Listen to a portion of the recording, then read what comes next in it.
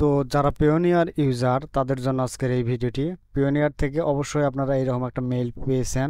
30 আগস্টের পরে যে আপডেটটা আসতেছে এটাতে আপনাদের অ্যাকাউন্টের ভিতরে কি কি থাকবে না, তো এই বিষয়টা আমি এই ভিডিওতে ক্লিয়ার করে দেব এবং পরিবর্তে আপনাদের কি করতে হবে সে বিষয়গুলো আমি আপনাদের বোঝানোর চেষ্টা করব।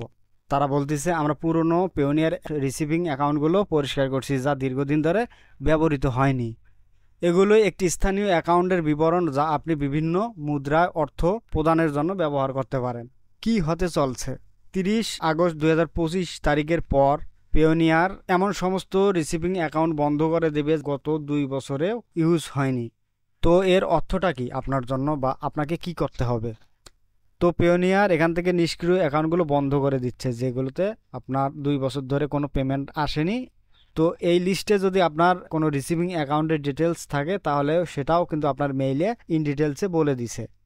তারা আরও বলতেছে যে যদি আপনি 30 আগস্টের মধ্যে যে অ্যাকাউন্টটা আপনি চালু রাখতে চান ওই রিসিভিং অ্যাকাউন্টটার ভিতরে আপনাকে একটা পেমেন্ট নিতে হবে।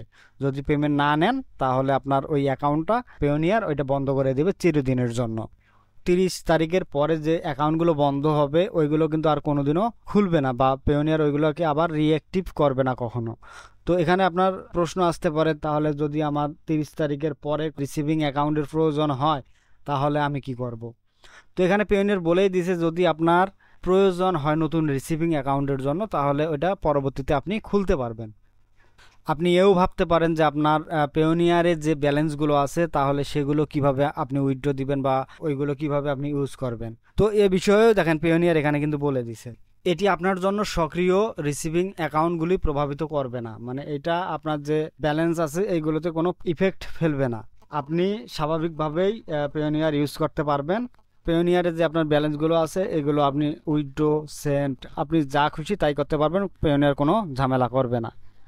তো নিচে আপনাকে দেখাবে এইরকম যে আপনার কতটি অ্যাকাউন্ট এখান থেকে আপনি তারা 30 আগস্টের পরে এইগুলো অ্যাকাউন্ট ক্লোজ করে দিবে।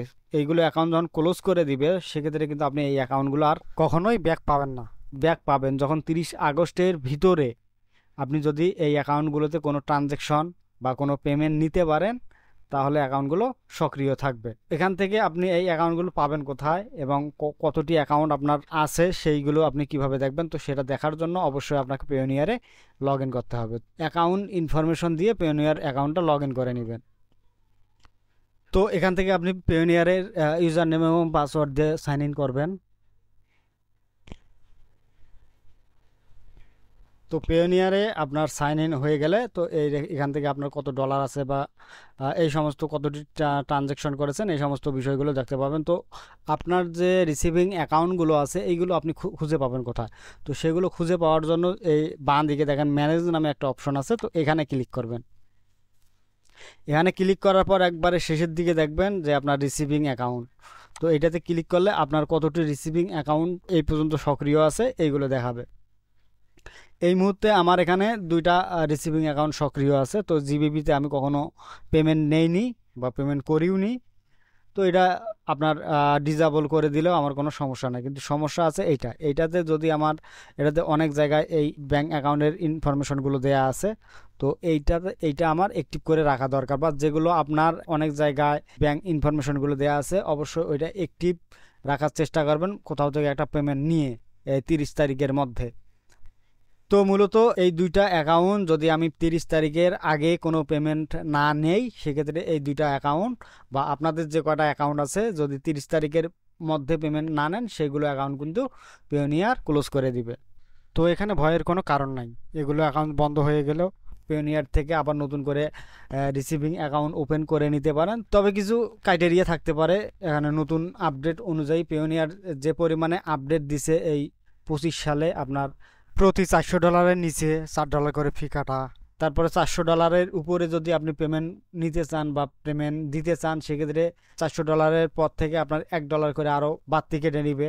এই 25 সালের ভিতরে এসে বিভিন্ন ধরনের আপডেট করছে পেওনিয়ার, যেটা যারা ফ্রিল্যান্সিং করেন যারা পেওনিয়ার ইউজ করেন তাদের জন্য একটা পেইনফুল বিষয়। এই আপডেটটা আবারও নিয়ে আসছে আপনার রিসিভিং অ্যাকাউন্টগুলো ডিলিট করে দেওয়ার।